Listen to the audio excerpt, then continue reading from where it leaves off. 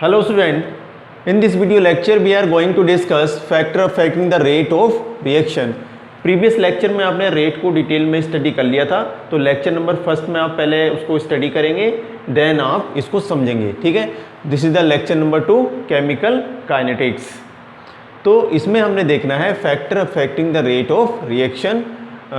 First है nature of the reactant. Nature of reactant number 1 physical state of reactant. अगर हम physical state की बात करते हैं रिएक्टेंट की, जैसे A convert into B, this is reactant and this is product. तो स्टूडेंट गैसेस स्टेट में आपको पता है जो गैस के मॉलिक्यूल्स होते हैं वीक फोर्स होता है और वो ईजिली एक दूसरे से कोलाइड कर लेते हैं। तो ये फ्री टू मूव ईजिली एक दूसरे के साथ कोलाइड कर लेंगे, तो रेट ऑफ रिएक्शन यहाँ पर ज़्यादा होगा। लिक्विड में थोड़ा सा थोड़ी पास होते हैं ये, और यहाँ पर जो होते हैं इसके मॉलिक्यूल बहुत ज़्यादा कंपैक्ट होते हैं। तो intermolecular force of attraction solid में ज़्यादा होता है, लिक्विड में थोड़ा कम और इसमें बहुत ज़्यादा कम। तो यहाँ पर रेट ऑफ रिएक्शन सबसे ज़्यादा यहाँ होगा, फिर इस तरह से तो सॉलिड स्टेट में सबसे कम होता है। क्लियर होती है बात।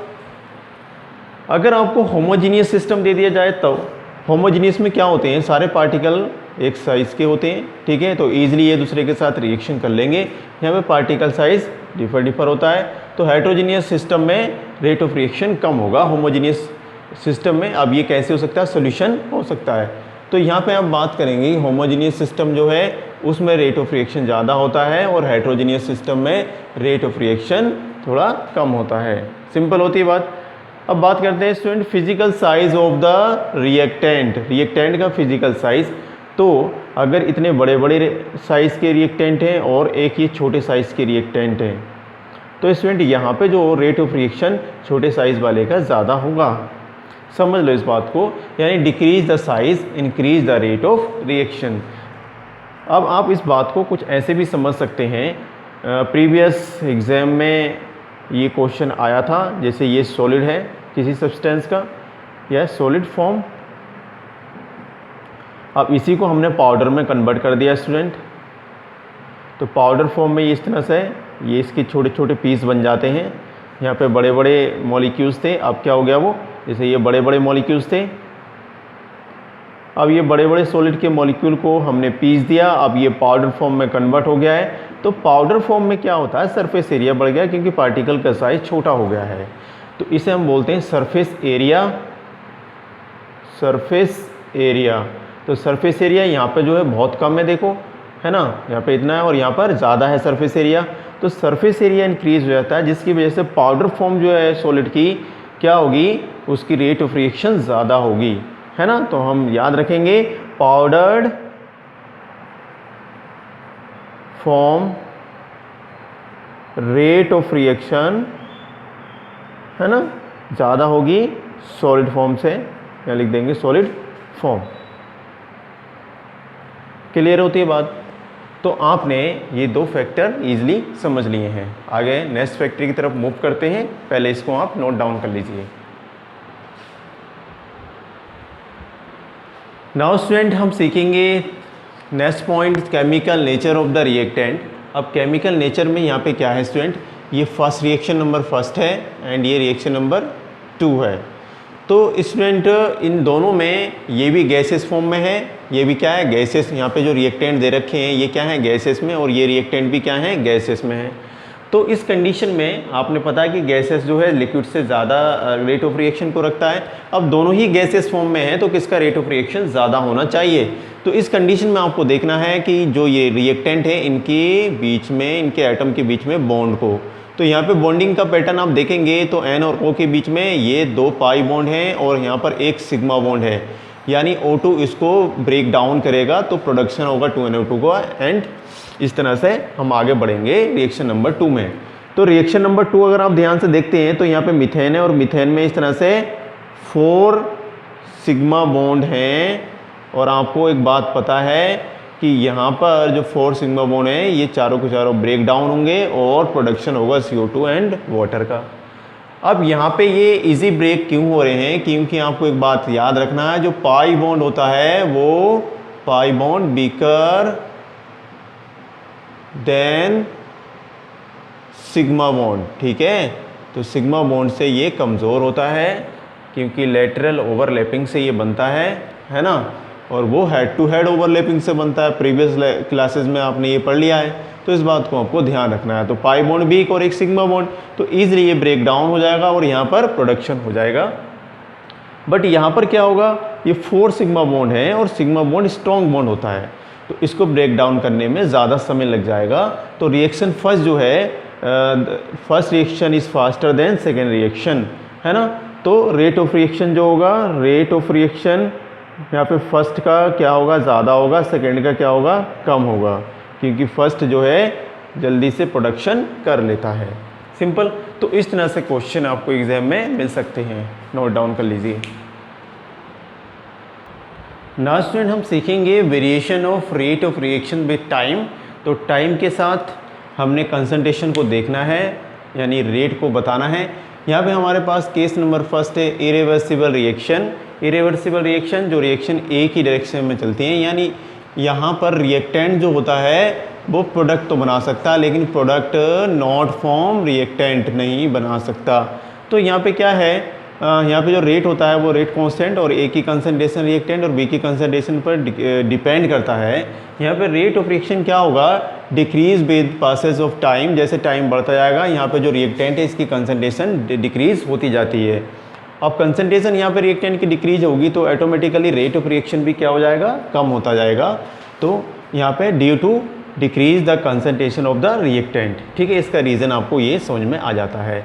अब केस 2 में आप समझेंगे, इससे पहले आप इस ग्राफ को समझ लीजिए। केस फर्स्ट के लिए यहाँ पे rate of reaction time versus graph है। इसमें देखो यहाँ पे ये डिक्रीज हो रहा है और इसके साथ समय के साथ ये रेट भी कम हो जा रहा है और टाइम भी डिक्रीज होता जा रहा है, और यहाँ पे देखेंगे तो रेट ऑफ रिएक्शन ज़्यादा होता है। सिंपल। आप देखेंगे अब case 2 reversible reaction. Reversible reaction में क्या होता है, रिएक्टेंट इसमें प्रोडक्ट बना देता है और प्रोडक्ट फिर से क्या बना सकता है, रिएक्टेंट बना सकता है। यानी ये फॉरवर्ड भी चलती हैं और बैकवर्ड डायरेक्शन में भी चलती हैं। यहाँ पे अगर हम बात करते हैं, इधर को जा रहे हैं तो हम फॉरवर्ड रिएक्शन की बात करेंगे, और इधर से इधर आएंगे तो ये हम बैकवर्ड रिएक्शन की बात करेंगे। तो स्टूडेंट यहाँ पे अगर हम इसका रेट निकालेंगे तो आर एफ इक्वल्स टू के एफ रेट कांस्टेंट होता है। ये हम आगे समझेंगे रेट लॉ में। ए की कंसंट्रेशन और बी की कंसंट्रेशन पर डिपेंड करेगा। इसी तरह से अगर हम इधर चलेंगे तो रेट ऑफ रिएक्शन के भी सी की कंसंट्रेशन डी की कंसंट्रेशन पर डिपेंड करता है। अब हम बात करते हैं रेट ऑफ फॉरवर्ड रिएक्शन। इसको मैंने आर एफ लिखा है। डिक्रीज होता है with passage of the time, because यहाँ पे जो इसकी कंसंट्रेशन होगी ए और बी की डिक्रीज होती जाएगी, सी डी बनेगा तब।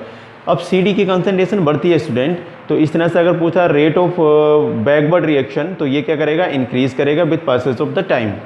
तो फॉरवर्ड रिएक्शन का रेट डिक्रीज होता है, बैकवर्ड रिएक्शन का रेट बढ़ता जाता है। एक टाइम आता है इक्विलिब्रियम, तो after some time at equilibrium पर क्या होता है student, rate of forward reaction equal to the rate of backward reaction. तो यहाँ पर हम इस ग्राफ से समझेंगे, यहाँ रेट और टाइम वर्सेस ग्राफ है। ये फॉरवर्ड रिएक्शन को दिखा रहा है इस तरह से, ये मैंने इसको फॉरवर्ड रिएक्शन से दिखाया है, और ये जो है नीचे वाला बैकवर्ड रिएक्शन को शो कर रहा है। तो जैसे जैसे टाइम बीतता जाएगा तो आप इस ग्राफ को ध्यान से देखेंगे, इसको थोड़ा सा डार्क कर देंगे, तो समय बीतने पर ये दोनों लाइनें मिलकर एक हो जाती हैं और यहाँ पर कहीं इक्विलिब्रियम आता है। This is known as the equilibrium point. तो यहाँ पर rate of reaction forward reaction and rate of reaction backward reaction क्या हो जाता है, इक्वल हो जाता है, ठीक है। तो ये था वेरिएशन रेट ऑफ रिएक्शन का टाइम के साथ, इसको नोट कीजिए। फिर नेक्स्ट फैक्टर की तरफ मूव करते हैं।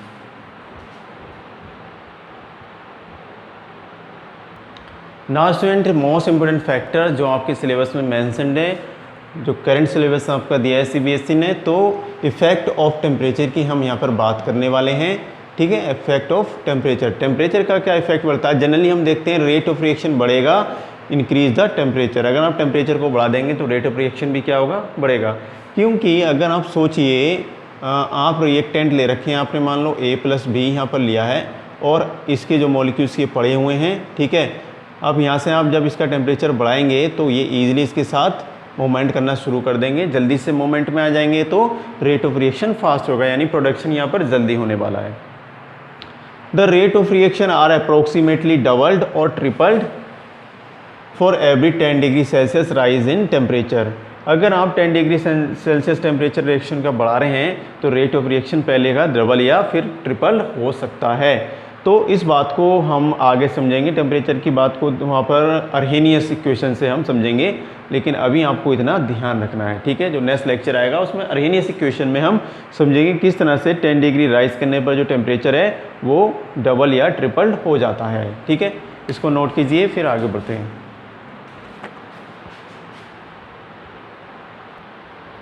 अब समझेंगे student presence of the catalyst. ये भी काफ़ी इंपॉर्टेंट फैक्टर है, इसको भी आपको ध्यान रखना है, ठीक है।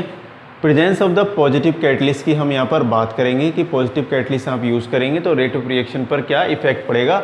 इससे पहले आप समझ लीजिए what is meant by the catalyst. तो कैटलिस्ट स्टूडेंट क्या होता है, the substances which alter the rate of reaction, which alter the reaction rate and after completion the reaction remains quantitatively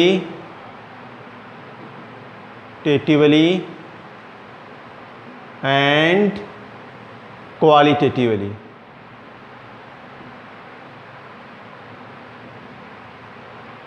तो ऐसे सब्सटेंसेस हैं जो रेट ऑफ रिएक्शन को ये अल्टर कर दें, बदल दें, यानी परिवर्तित कर दें, और रिएक्शन के बाद इनकी जितनी अमाउंट थी, जितनी मात्रा थी, और जैसी नेचर थी, जैसी क्वांटिटी थी और जैसी क्वालिटी ये बच जाती है, उसे हम क्या बोलते हैं, कैटलिस्ट।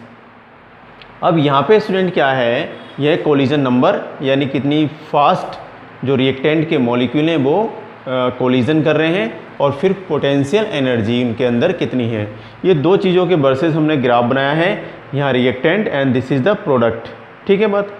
अब जो ये आपको ये इस तरह का कर्व दिखाई दे रहा है, ये शो कर रहा है ए को स्टूडेंट क्या बोलते हैं, एक्टिवेशन एनर्जी। ये क्या है, एक्टिवेशन एनर्जी। अब स्टूडेंट एक्टिवेशन एनर्जी क्या होती है, it is a minimum amount of energy, it is a minimum amount of energy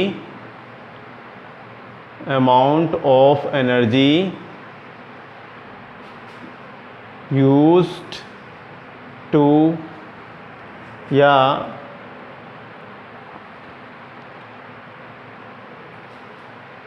energy which required to participate of reactant in chemical reaction।